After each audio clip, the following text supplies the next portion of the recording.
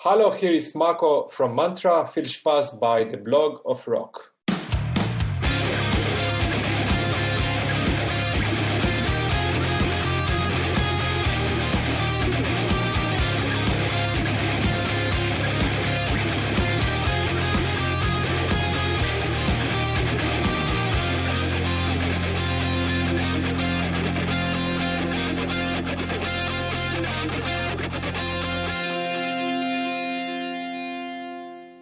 Hallo, willkommen bei The Block of Rock, deinem Hardrock- und Heavy-Metal-Podcast-Musikmagazin.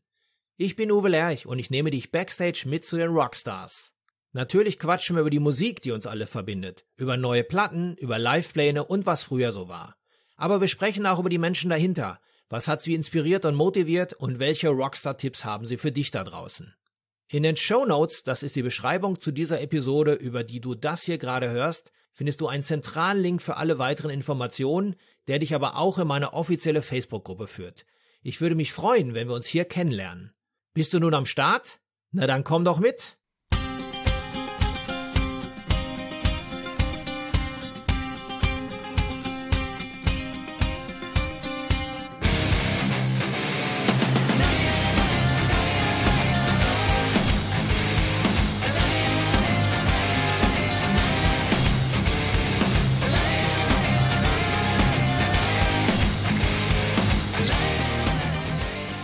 Hallo Leute, ich freue mich, dass ihr wieder eingeschaltet habt und wir gemeinsam die nächste halbe Stunde verbringen werden.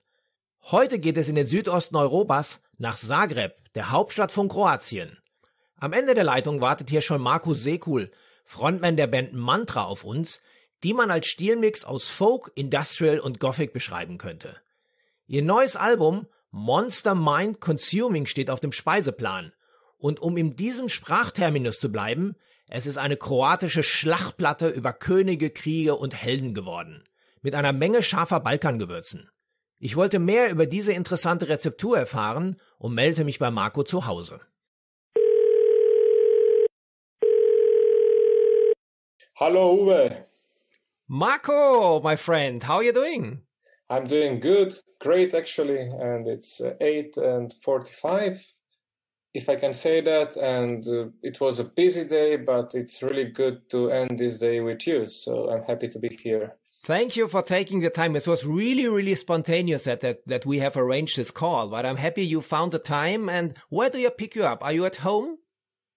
Yeah, actually right now I'm at home, and yeah, it's pretty relaxed and a pretty nice evening. Tomorrow is the release of the album, so everything is in motion. And there is no stress anymore. All the stressful thing, the long interviews, the serious things are done. So now it's time to relax a little bit and talk. So it's good to have an easy talk in the evening. Yeah. That's good. You're from Croatia. It's not one of the most metal countries we know. Tell me where are you based? You're originally from Istria, I've read. Actually, my family is from Dalmatia. Split, and the area split, but they moved to Istria much before I was born. So I find myself really confused. Like, am I Dalmatian? Am I Istrian? But whatever, I'm from the seaside, so the sea part of Croatia works well for me. But now I'm living in Zagreb because it's the biggest city and all the business and music and whatever happens there. So you need to be there. I mean, that's it. This is the rule of the country. How is the metal scene in Croatia? Well, I'm sad to say, and I don't want to be the negative guy, but it sadly never happened. I mean, it never happened like a real serious scene formed. I mean, there were a lot of cool bands, great bands, bad bands, whatever, but it never stuck much more for the people. It never capitalized in a serious scene. It was like cool blisses of maybe 1-2 years that something's going on, that some genre is becoming popular, but then it fades out and all these kids are going to some rap music later on, and they're moving back to metal.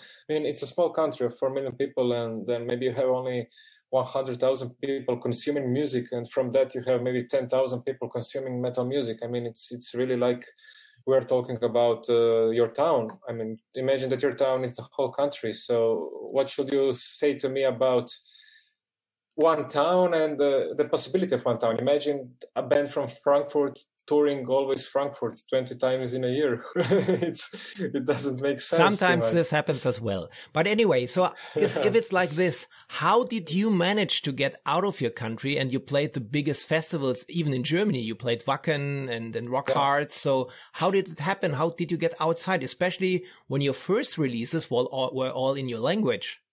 Yeah, the first releases were. I mean, I consider them albums, but in a way, they are also kind of a demo album. I mean, they sound nice, they sound professional, but they were only released in Croatia, and we became actually with the first record already, with the first single, really popular here. I mean, we became like some kind of underground legends. We sold out all the possible clubs. I mean, these are small clubs for 200 to 500 people. There are no really big clubs here.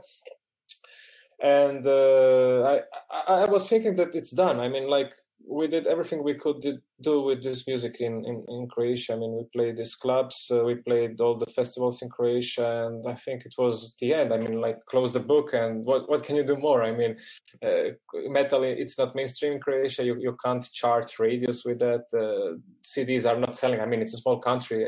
I mean, the biggest selling act sells like 1,000 of CDs. I mean, so it's not possible to make a living out of merch or whatever bands are making living out. And then something really, really bizarre happened. I mean, it's a strike of luck. I mean, it really sounds like a fairy tale in a way, like I'm making up a story, but it's true. We've been managed by a guy, a really big guy. He was really aggressive. He was pushing us everywhere, and he was making a in our career.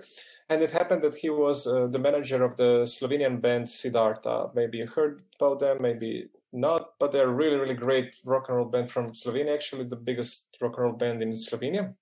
They're phenomenal. Slovenia, it's even smaller than Croatia. It's like 2 million people, and they are selling out 1,000 people per night, which is impossible. Imagine a German act having 100,000, 200,000 people every single night. It's like this. It's unbelievable, you know. But they are like a miracle, you know. And we are really good friends with them. And their manager was our manager. And it happened that Siddharta wanted to try abroad, to have a career abroad. They sadly never achieved that because they're really Slovenian and they're really for Slovenian people. I mean, foreigners can't understand why they are so cool, but I understand. But they booked a support slot for In Extremo in Vienna. And at this gig, our manager and his assistant, they just gave to Misha, the singer of In Extremo, a CD of Manntra. Like, listen to these guys, they are cool. We heard that you have some house somewhere in Croatia, blah, blah, blah. And he was like, yeah, you know, he's getting, I guess, at the time, maybe even more CDs every night by some demo bands or whatever. But then the manager told me Misha got these CDs, and I was really a big fan of In Extremo before. I mean, I was listening to them in high school. I mean, I was listening to all these kind of bands in high school because I had Viva 2, and for me, Viva 2 was the channel to consume music. It was not MTV or, you know. So I was really informed about the German scene. There I discovered Rammstein, In Extremo, all these 90s cool acts that were big at the time. And so I was really to Misha from In Extremo. Yeah, I gave it to him. Maybe something will happen. And I was, sure will happen. Never. And then 6 months passed. Nothing, a word from no one. I forgot about it. You know, it was like giving to some star your CD. He will never call you back. Why should he call you back? And then 6 months later, I get a call from a plus 386 or whatever is the plus 39, whatever is the German 49. Yeah. And I said, who is calling me? You know, and I hang out and he goes, hey, this is Michael from In Extreme. I was, Michael who? From In Extreme. What? I was like not shocked. I was like, I can't figure out what's going on. I mean, who is this guy? Why is this guy? And then shit, Michael, the singer from In Extreme. Yeah, it's me. Can we talk? I was like, yeah. I was like speechless, He goes, yeah, I listened to your CD. I really like the music. We have this 20-year jubileum concert in Lorelai. Would you like to come like a guest? And I was like, why? Really? What? Sure. I mean, it was like, it was like, what the fuck? Who are we? He just got our CD and, and called us. He never met us. He never saw us. Why should he do this? I was thinking, what's going on? What's behind this? It's so crazy. And then we went to this Lorelai. We met him in Croatia before, and he was really like, I'm really fan of your music. You're a really good band. I really like you. And I was really, it was for me like incredible, and this is how it started. And this is this kind of luck, because how much chance you have that you are a band from a X foreign country that it's not anyhow connected to another country music, and play some kind of similar music. Yeah, we play some kind of similar music, and that a star from a band that you respect and that you have similar sound lives in Croatia during summer. He finds the band out. He connects with us because I'm from Dalmatia. He has his house in Dalmatia. So we are like, he understands me. He loves this Dalmatian side of everything. So we just clicked like really great friends instantly.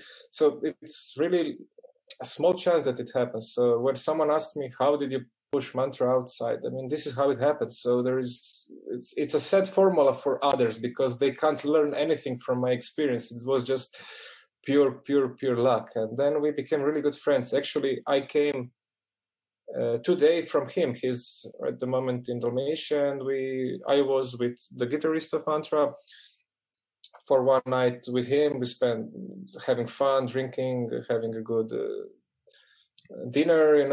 We try to meet as much as possible because we are having really a great time together. We become really real friends. It's not about the music anymore. We are just like we hear each other a lot, and yeah, it's a big friendship, and he helped us so much, and I owe him this starting moment. Without him, we will never be able to make something abroad, and this is the reality. And after that, we met Noka at Kale, which is a great support, a great guy. He's really totally into Manntra and understand us, and but he will maybe never hear about us if Misha will not have opened the door before. So yeah.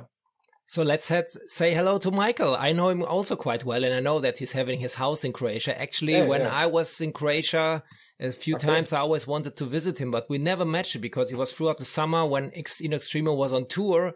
So we actually never met. But I know him, and we also spent some great times abroad when we've been on the 70,000 tons of metal cruise a few times. So we had some great time as well. So let's say hello to Michael, because I will send him this interview afterwards. Cool. Hi, Michael. And thank you now publicly.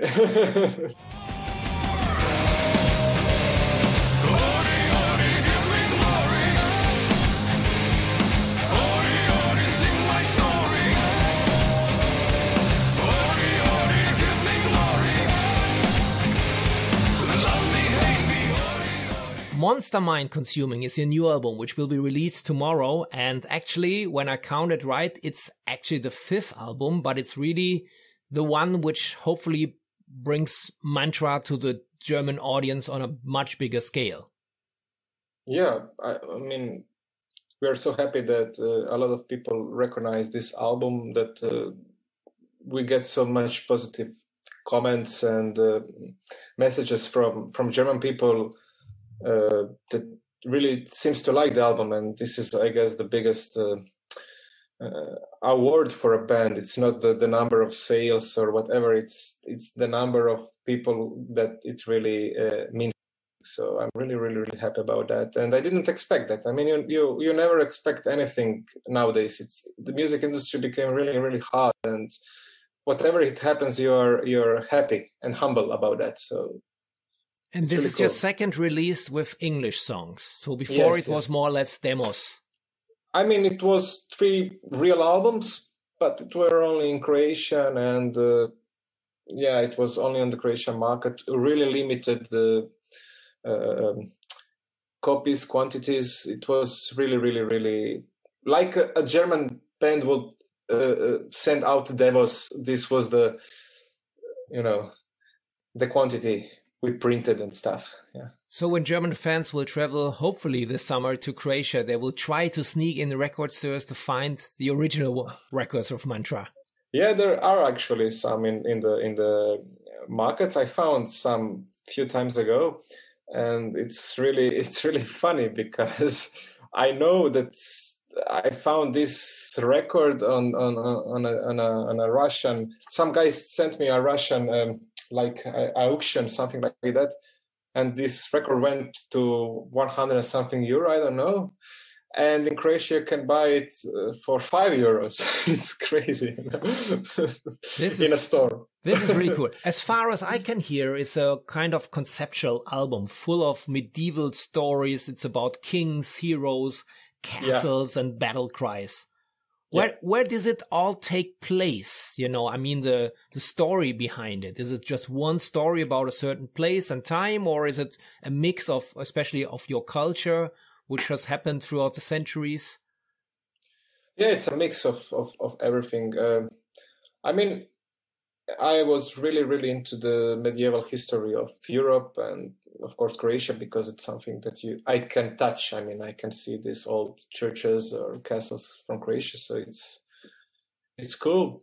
It was never big and rich as the German medieval era and world. You had really beautiful castles, churches, but we were doing fine.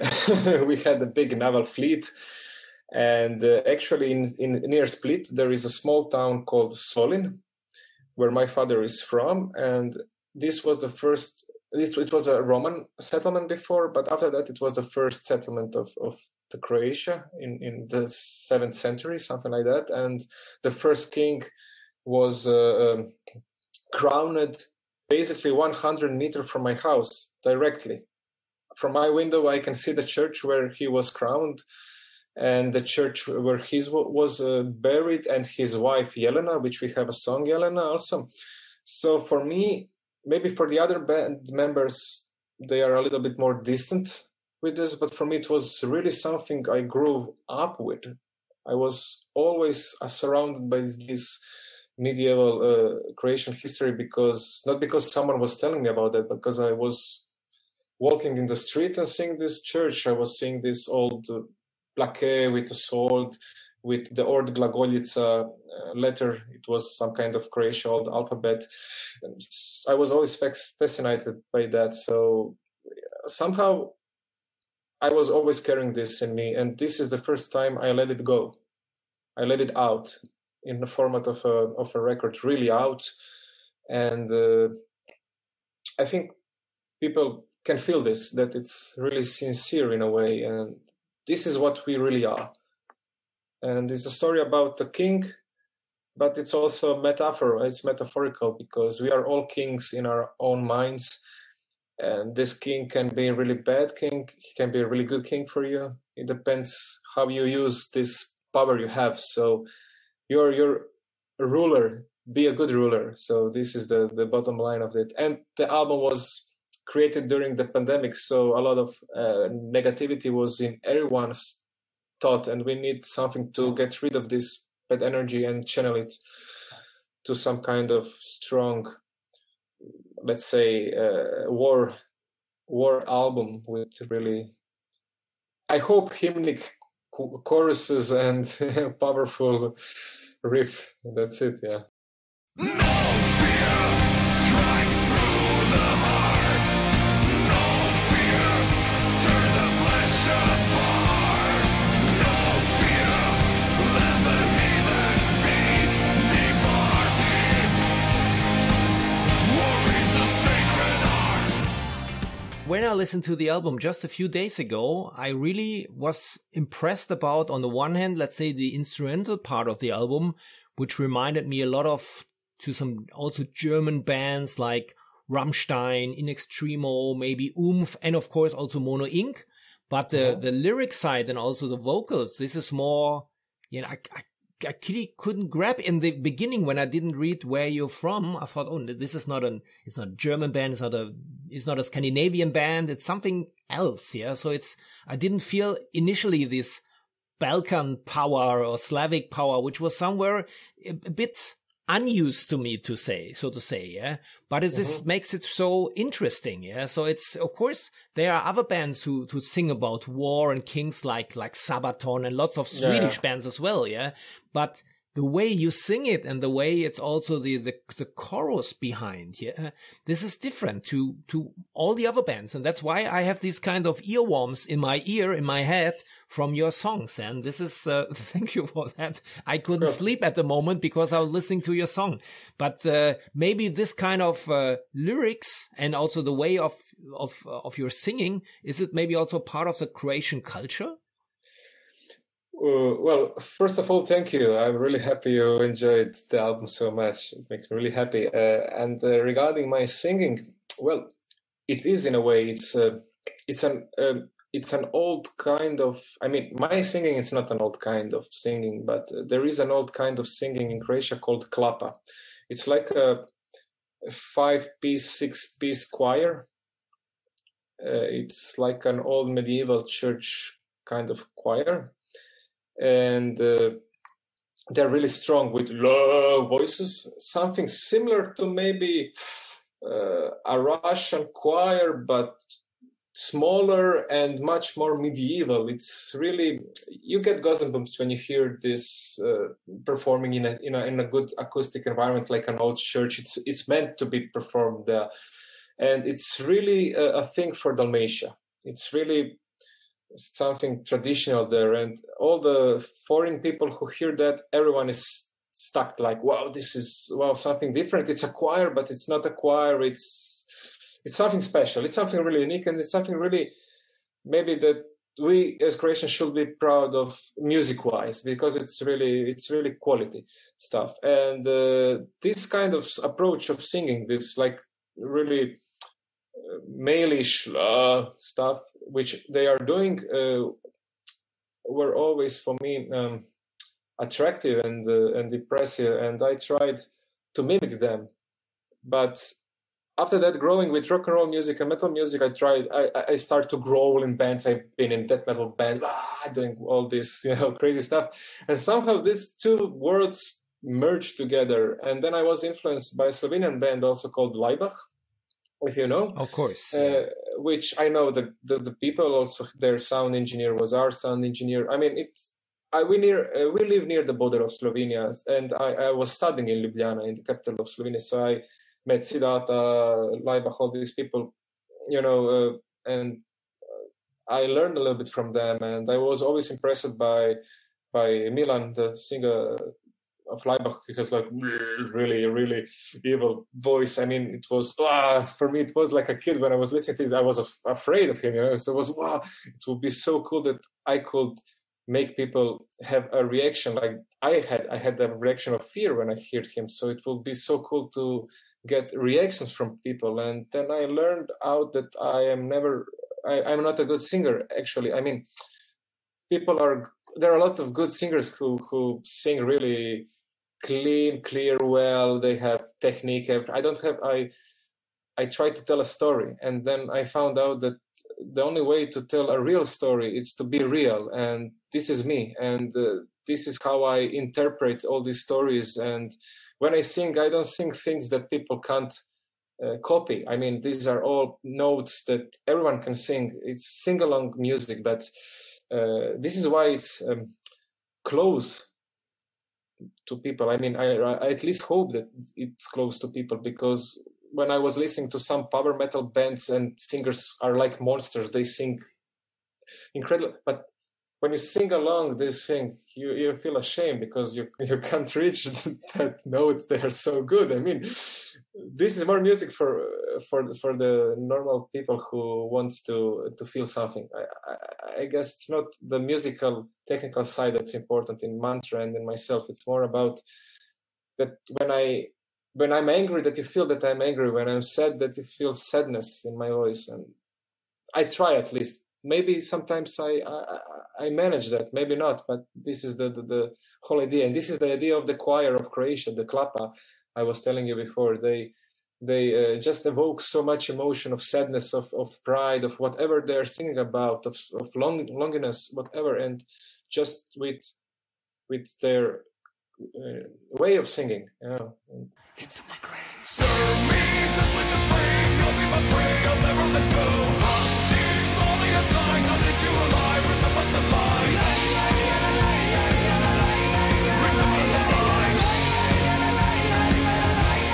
Remember the light. Would you agree that the music somehow could reflect also to as a soundtrack for a movie? When I take a look at the video clips you made, it's like little movies, yeah. So it's really, you know, really a big production. I don't know where you have done these kind of video clips, but this is something where I see at the end there will be like a full movie with your music included. Yeah. It will be so cool to have a movie featuring our music that's in this style of genre. And the recording were really guerrilla because we don't have a big budget, of course, but we want to appear like we have big Hollywood movies in our music videos. So we tried to do it all by ourselves as much as we can to save, of course, on the budget and to be able to spend this budget on things that are really important, like renting good cameras and renting a good guy who will edit the video later on, or we had to rent these people who came with these almos. They are, I don't know how it's called in English, like they make this medieval real they're like some kind of medieval market, but they are like more connected to tourism. They show to tourists, you know, how it was here before, blah blah blah.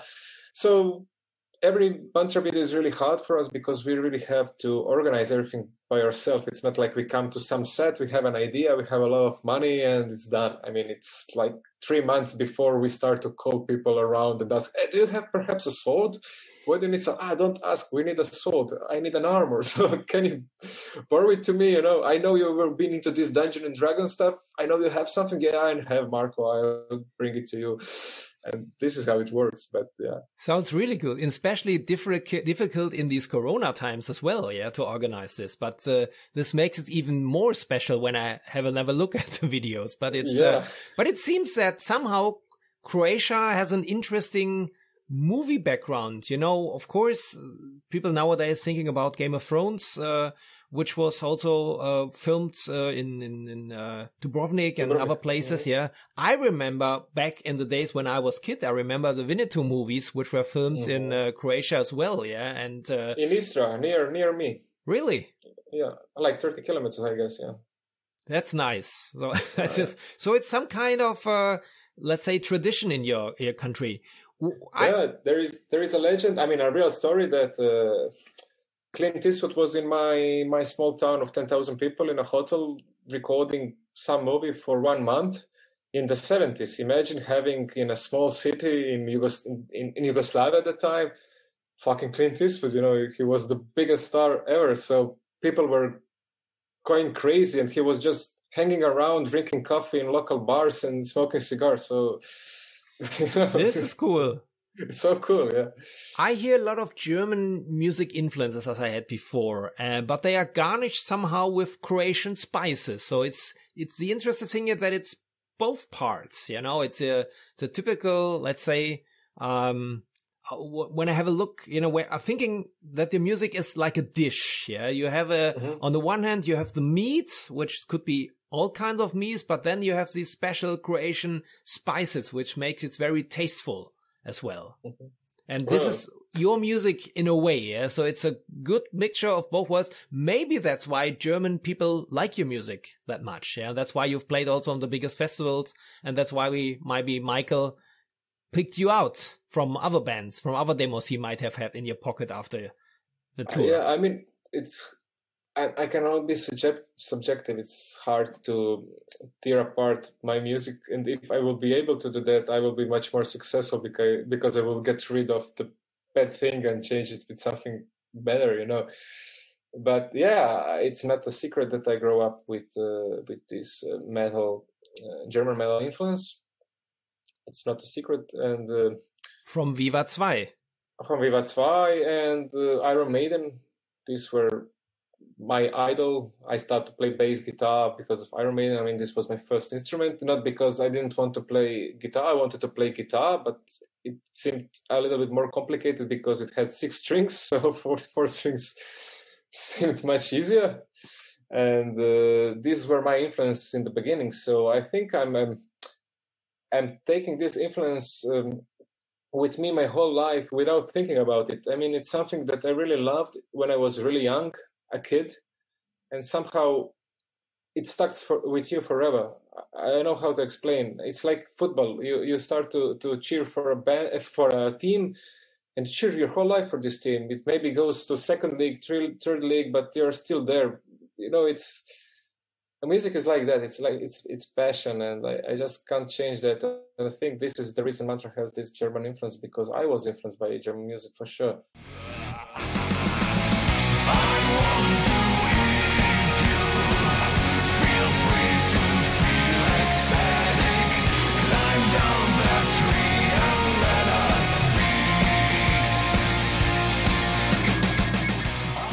What do you like most of Germany? Is it, is it the music? Is it the food? Maybe the German beer? German girls? What makes you thinking first when you think of Germany? Order, really. It's order, because Croatia is disorder. Everything is disorder when you live here. I mean, when you come as a tourist to see the good side, it's perfect. I guess it's perfect as a tourist, but it's really disorder. And Germany is... you know where things are and how things work, and you know that tomorrow will be the same. Maybe it's boring, but in long term it's much better for your life. So this is the first thing I think about. Like it's organized, and I respect that. I really respect that, because we struggle with this. We struggle as a country with this, and all people are like struggling with this themselves. I was really struggling a lot with my organization before I started to work with German people more, and they made me a much more organized guy. Also in my day job, I mean, I'm a music producer in Croatia, so it's different. It's different working with German acts and Croatian acts. And after that, I think of good times, because in Germany I always had great time, because I was there tourist, but most of the time I was there as a musician, and I had always great concerts, great atmosphere, great feeling, great, again, organization, order, technique. So everything was always like, you never worry about.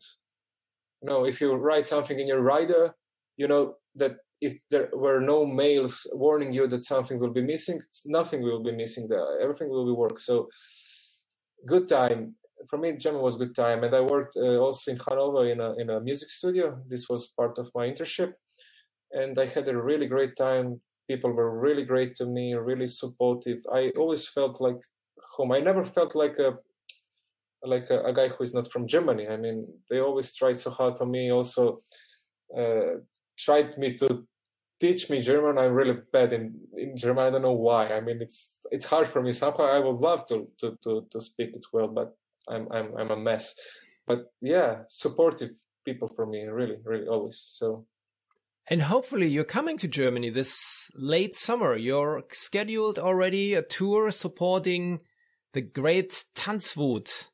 Yeah, we're really happy for that. Yes. And we have also a song in this record with Tanzwut, so we are really... So you're touring with the devil? Yeah, with Teufel, with the devil himself. How does this come together? Is it via your label, or did you meet before? It's more via our label.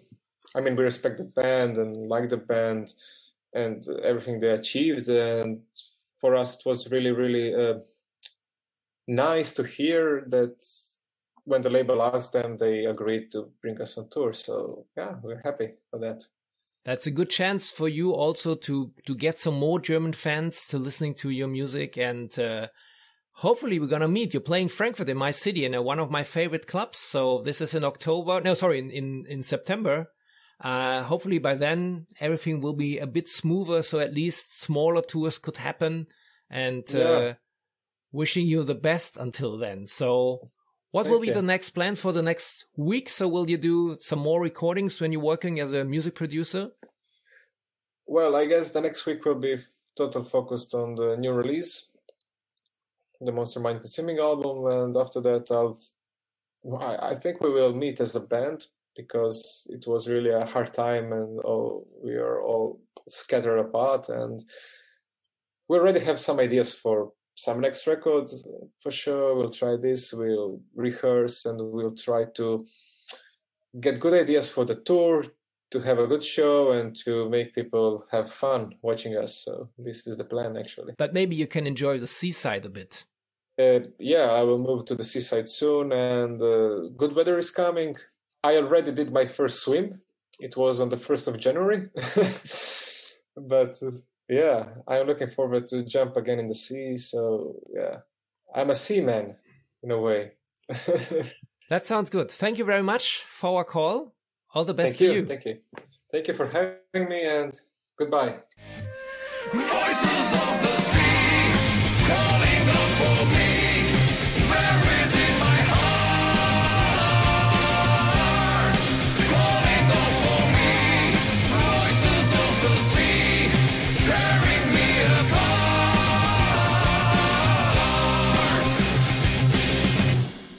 Wenn dir diese Episode gefallen hat, folge mir doch gerne beim Podcast-Dealer deines Vertrauens, damit du auch die nächste Folge nicht verpasst. Du bekommst die ganze Staffel als kostenloses Abo unter anderem bei Spotify, Apple Podcast, Amazon Music, Deezer, Soundcloud, YouTube, dem Podcast-Portal von Google oder natürlich über meine Homepage theblogofrock.com. Höre dir dort auch die bereits veröffentlichten Stories an, denn jede Woche gibt es hier neues Futter. Und vor allem, erzähle es deinen Freunden und teile die frohe Kunde auf Social Media. Alles klar? Dann hören wir uns ja wieder beim nächsten Mal. Bis dahin, keep on rockin'.